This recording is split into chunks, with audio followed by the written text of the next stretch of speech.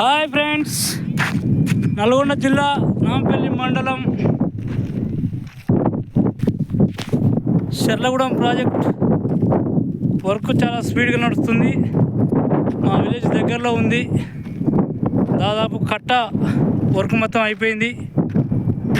70% కట్ట పని అయిపోయింది. మా విలేజ్ దగ్గరలో ఉంది కాబట్టి ఇక్కడ దేవస్థానం కూడా ఉంది. లక్ష్మీ నరసింహస్వామి దేవస్థానం.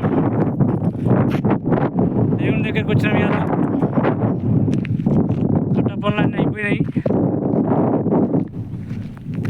శర్లగూడెం ప్రాజెక్ట్ నేను మా ఫ్యామిలీ మొత్తం వచ్చేసామండి. ఇక్కడ చూడండి, కట్ట పనులు మొత్తం అయిపోయింది.